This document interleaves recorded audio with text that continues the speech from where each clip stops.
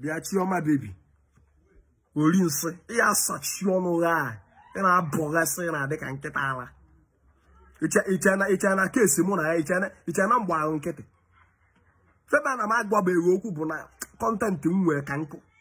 So onye be chance ichetago. Ina eweta onu na case between J Park and Onye obodo ifela da emeli. Na si J Park na ending elugo mba. Oge ka ending erube. For your information, J Park can echi to tell you the truth. Till from now till tomorrow, you are a scammer.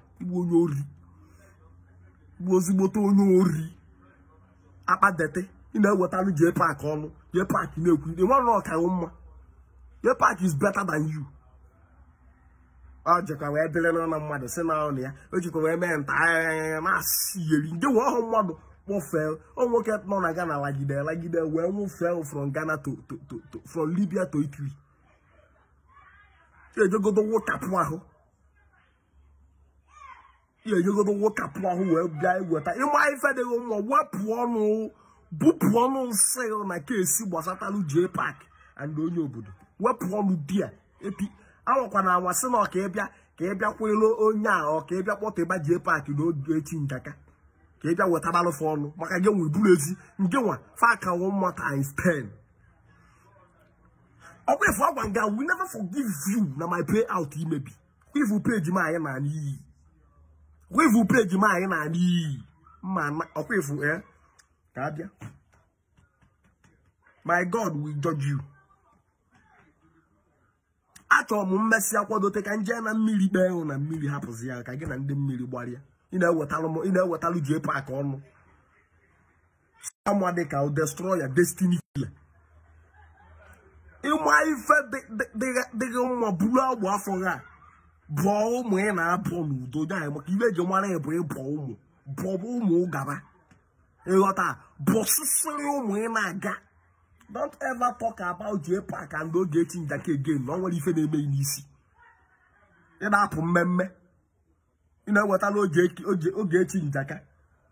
You know what I know, get in Jacon. At least get in Jaka no America, Jidego. Well, moto no love for my deck. Or you may phone or will you may video, will phone the clean, may video.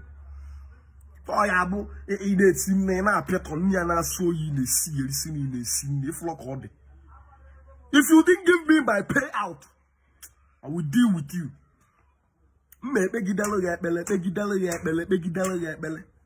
Te mmomo na fa iwe intervene. Mato ina alose.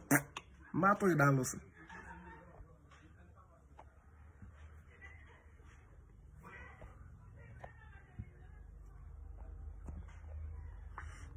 Mato nata ina alose. Mano ekpele ka mma ekpegide tugide aja. Okwefu otu ife ilu ni ji nke nsizie ye. Mmụọ ye sizi your own. But eventually, wagena abo na itolo ka nchetakwa gị n'ikpeazụ a na anya akọtụ ya ọgwazi ya owe efe ebu wepụ ọnụ ebe J Park n'oge eti njaka no. Fa na onye obodo na-agba saga ọ dị lụfa, you have no right to put mouth. You nwe ho right ya ilu ho iti ilu fọnụ. Ị na-apụwala who send you onye ziu ayo obiko wetalo J Park fọnụ. Nekwanụ ndị saga agbaba ndị saga yiye pụta. Apa Ugwafo Children Manufacturing Company Flock Ode na Okongwu Chioma BBC nebu wicked so mona bula jobi na akwole mgbe anu we echat sim na page ni imebi ni egolu page ozo to compensate with me nche no na mmadụ ka mụ na ya na-ekwu na ọmalụ gị ife all of a sudden o kopukwa rie my money kwelu dike. Very soon, you have to see the go for cargo no anya. Okay, for Chioma, I'm still coming fully ready for you. When be your time. Okay, you send the low video. If I get another man no ni meru meme. Okay, calm down, I'm coming out for you. Okay, for my wagida saga. When na chabu ke emosia nwa defeat ka we wunya wi na aroko siade. Okay, for page me maybe you will die. You go see. You go see. Ma okwefu. Ma wagide saga na Facebook. Ma wagide saga na Facebook te. inyekwa my page back.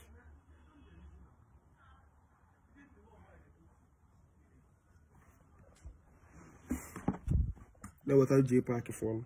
Can no pim? Yeah, can video now. One reply. Can we go to pim from you?